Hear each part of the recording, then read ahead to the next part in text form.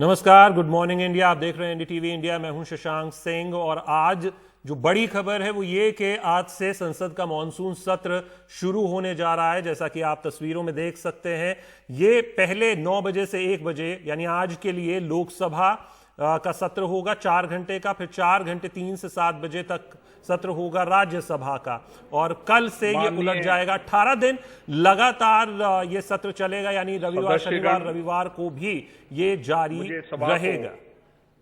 भारत के पूर्व राष्ट्रपति और भारत रत्न श्री प्रणब मुखर्जी के दुखद निधन के बारे में सूचित करना है।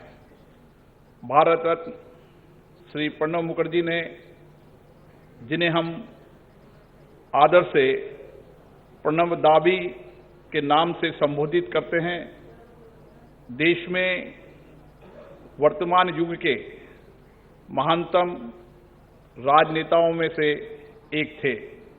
मात्र 24 वर्ष की अवस्था में उच्च सदन के सदस्य बने पूर्व राष्ट्रपति भारत रत्न प्रणब मुखर्जी सच्चे अर्थों में लोकतंत्र की मूल भावना के उपासक थे। वे एक प्रभावी वक्ता, कुशल प्रशासक और सफल राजनेता थे। संसदीय परंपराओं और इतिहास के संबंध में उनका ज्ञान और अनुभव अद्वितीय था। विभिन्न पदों पर रहते हुए राष्ट्र सेवा का उनका 5 दशकों से भी अधिक का अनुभव रहा। वे एक लोकप्रिय नेता थे जो अपनी बुद्धिमत्ता, विद्वता, राजनीतिक कौशल के साथ साथ एक उत्कृष्ट वक्ता के रूप में भी जाने जाते थे। प्रत्येक राजनीतिक दल में उनका सम्मान और आदर था। सदन में होने वाली बहसों को वे बहुत महत्व देते थे। संसद के केंद्रीय कक्ष में अपने विधायी भाषण के दौरान उन्होंने सभी पार्टियों के विशिष्ट वक्ताओं का नाम लेकर कहा था कि उनके भाषणों ने उनके व्यक्तित्व को गढ़ने का काम किया। उनका विचार था कि भारत का संविधान मात्र एक कानूनी दस्तावेज नहीं है, बल्कि देश के सामाजिक आर्थिक परिवर्तन के लिए मैग्ना कार्टा के समान है। अपने लंबे राजनीतिक जीवन में स्वर्गीय प्रणब मुखर्जी ने देश के राजनीतिक घटनाक्रमों का अवलोकन ही नहीं किया, बल्कि उसमें सक्रिय भूमिका भी निभाई। कालांतर में अपने दीर्घ अनुभवों, विशद ज्ञान को उन्होंने पुस्तक के माध्यम से हमारे साथ साझा किया। ये पुस्तकें वर्तमान भारत के राजनीतिक और आर्थिक इतिहास के दस्तावेज हैं। लोकतंत्र, संविधान और राजनीति को लेकर साझा किए गए उनके विचार आने वाले समय में हमें मार्गदर्शन करेंगे। श्री प्रणब मुखर्जी का निधन नई दिल्ली में 31 अगस्त 2020 को 84 वर्ष की आयु में हुआ। माननीय सदस्यगण, मुझे सभा को अपने साथी श्री एच बसंत कुमार और विख्यात गायक पंडित जसराज तथा 13 पूर्व संसद सदस्यों की दुखद मृत्यु के बारे में भी सूचित करना है। श्री एच बसंत कुमार तमिलनाडु के कन्याकुमारी संसदीय क्षेत्र में वर्तमान सदस्य थे। श्री एच बसंत कुमार रसायन उर्वरक संबंधी संसदीय स्थायी समिति के सदस्य। इससे पूर्व वह 2 कार्यकाल के लिए तमिलनाडु विधानसभा के सदस्य भी रहे। श्री एच बसंत कुमार का निधन तमिलनाडु के चेन्नई में 28 अगस्त 2020 को 70 वर्ष की आयु में हुआ। पंडित जसराज जी एक सुप्रसिद्ध शास्त्रीय गायक और भारत में लब्ध प्रतिष्ठित सांस्कृतिक दूतों में से एक थे। पंडित जसराज ने हिंदुस्तानी शास्त्रीय संगीत को अपने स्वर के माध्यम से पूरे विश्व में पहुंचाने के लिए अपना जीवन समर्पित कर दिया। पंडित जसराज को हिंदुस्तानी शास्त्रीय संगीत में उनके योगदान के लिए वर्ष 1975 में पद्मश्री, वर्ष 1990 में पद्म भूषण, वर्ष 2000 में पद्म विभूषण पुरस्कार दिया गया। साथ ही भारत सरकार ने उन्हें संगीत नाटक अकादमी पुरस्कार से भी विभूषित किया। पंडित जसराज का निधन 90 वर्ष की आयु में संयुक्त राज्य अमेरिका के न्यू जर्सी में 17 अगस्त 2020 को हुआ। श्री गुरदास सिंह बादल पंजाब के फजिल्का संसदीय निर्वाचन क्षेत्र से 5वीं लोकसभा के सदस्य थे। श्री गुरदास सिंह बादल वर्ष 1967 से 1969 तक पंजाब विधान परिषद के सदस्य थे। श्री गुरदास सिंह बादल का निधन पंजाब के मोहाली में 15 मई 2020 को 88 वर्ष की आयु में हुआ। डॉक्टर नेपाल सिंह सोली लोकसभा के सदस्य थे, जो उत्तर प्रदेश के रामपुर संसदीय निर्वाचन क्षेत्र का प्रतिनिधित्व करते थे।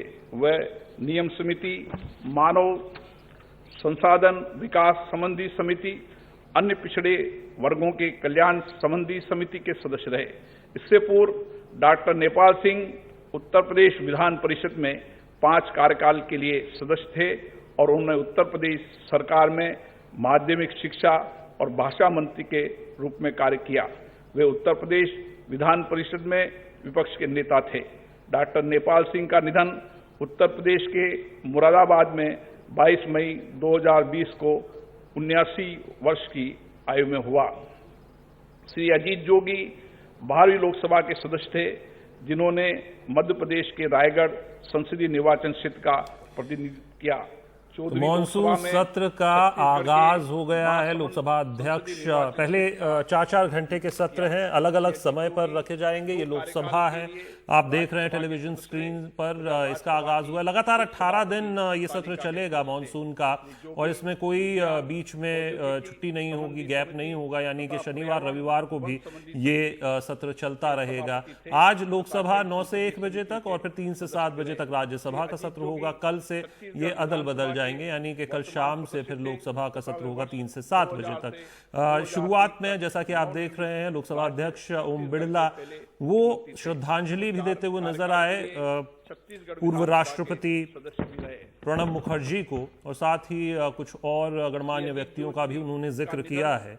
लेकिन जो अहम नजर रहने वाली है वो इस सत्र में ये कि जो नंबर्स सामने आए हैं वो ये कि 11 विधेयक और 45 के करीब बिल्स का जिक्र हो रहा है, जिसमें से कि विपक्ष ने, जैसा कि कल जयराम रमेश आए कांग्रेस की तरफ से, उन्होंने अपना पक्ष रख दिया कि 4 विधेयकों का वो विरोध करेंगे और बाकी जो विधेयक हैं उनके वो समर्थन में जरूर हैं, लेकिन वहां पर भी वो कुछ सवाल जरूर पूछेंगे कि किस तरीके से इसको पास किया जाए। इससे पहले, सत्र से पहले, शुरू होने से पहले प्रधानमंत्री मोदी सामने आए और उन्होंने कुछ बातें रखी हैं और सभी का शुक्रिया भी अदा किया। सभी सदन के जो सदस्य हैं उन सब का शुक्रिया अदा किया। उन्होंने कहा कि कोरोना और कर्तव्य, इनमें से एक चुनने की बात थी, सभी ने कर्तव्य को चुना है और मॉनसून सत्र का ये आगाज हो रहा है। अलग वातावरण है जरूर और कुछ बदला बदला सा होगा ये सत्र, लेकिन कर्तव्य सबसे पहले है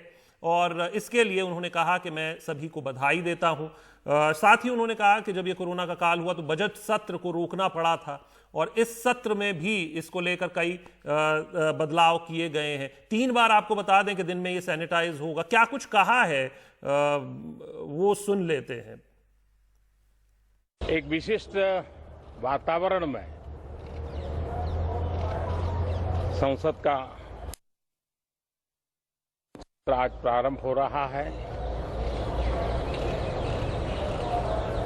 कोरोना भी है, कर्तव्य भी है और सभी सांसदों ने कर्तव्य का रास्ता चुना है। मैं सभी सांसदों को इस पहल के लिए बधाई देता हूं, अभिनंदन करता हूं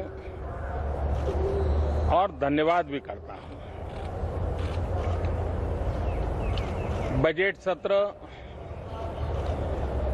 समय से पहले ही रोकना पड़ा था। इस बार भी दिन में 2 बार, एक बार राज्यसभा, एक बार लोकसभा, समय भी बदलना पड़ा है। सैटरडे संडे भी इस बार कैंसिल कर दिया गया है, लेकिन सभी सदस्यों ने इस बात को भी स्वीकार किया है, स्वागत किया है और कर्तव्य पथ पर आगे बढ़ने का फैसला किया है। इस सत्र में कई महत्वपूर्ण निर्णय होंगे, अनेक विषयों पर चर्चा होगी और हम सबका अनुभव है कि लोकसभा में जितनी ज्यादा चर्चा होती है, जितनी गहन चर्चा होती है, जितनी विविधताओं से भरी चर्चा होती है, उतना सदन को भी, विषय वस्तु को भी और देश को भी बहुत लाभ होता है। इस बार भी उस महान परंपरा में हम सभी सांसद मिलकर के वैल्यू एडिशन करेंगे, ऐसा मेरा विश्वास है। कोरोना से बनी जो परिस्थिति है, उसमें जिन सतर्कताओं के विषय में सूचित किया गया है, उन सतर्कताओं का पालन हम सबको करना ही करना है। और ये भी साफ है, जब तक दवाई नहीं तब तक कोई ढिलाई नहीं।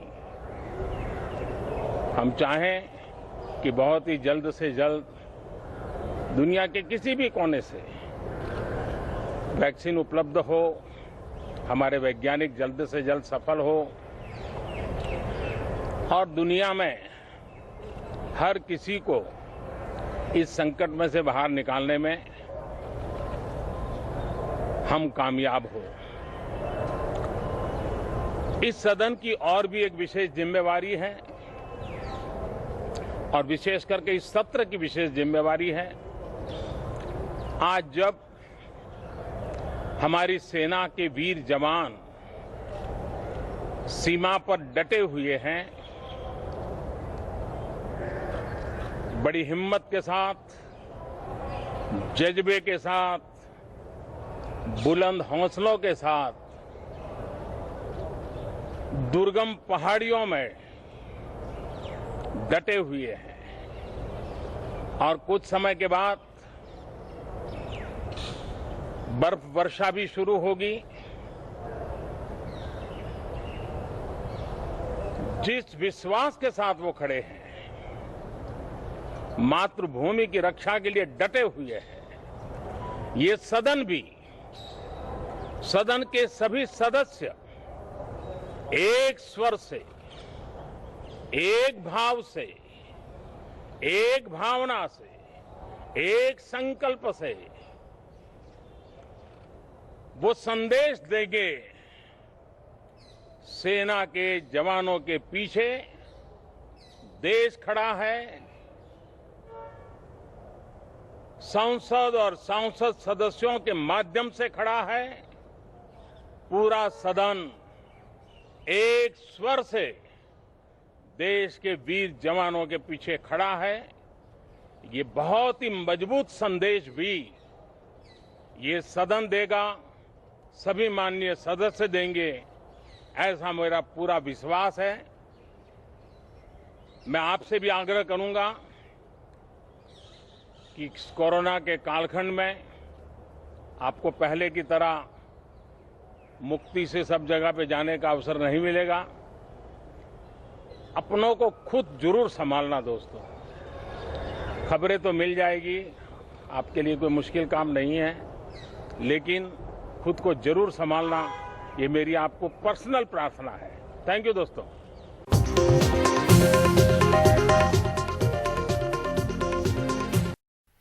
और अब वक्त हमारी टॉप 5 न्यूज का, यानी आज की 5 खबरें जो बेहद अहम हो सकती हैं, जिन पर आपकी नजर हो सकती है और आप इन 5 खबरों के लिए अपनी राय हम तक पहुंचा सकते हैं। एनडीटीवी इंडिया यूट्यूब चैनल पर जाकर एक पोल पब्लिश हम करते हैं, उस पोल का हिस्सा बने, अपनी राय हम तक पहुंचाएं किस खबर को आप पूरे दिन एनडीटीवी इंडिया यूट्यूब चैनल पर देखना चाहेंगे। इसमें पहली खबर है दिल्ली दंगा, पूर्व जेएनयू छात्र उमर खालिद गिरफ्तार। दूसरी खबर यूपी से कारोबारी की मौत, एसपी पर लगाए थे रंगदारी के आरोप। तीसरी खबर आज से मॉनसून सत्र, चीन पर बरपेगा हंगामा। चौथी खबर यूपी में बिना वारंट तलाशी गिरफ्तारी की छूट, ये चौथी खबर है। और अंतिम खबर ड्रग्स रैकेट की खुलती परतें, 6 और गिरफ्तार। इन 5 खबरों में से आप किस खबर को देखना चाहेंगे, विस्तार से किसके बारे में जानना चाहेंगे? एनडीटीवी इंडिया यूट्यूब चैनल पर जाइए, पोल का हिस्सा बनिए, अपनी राय हम तक पहुंचाएं।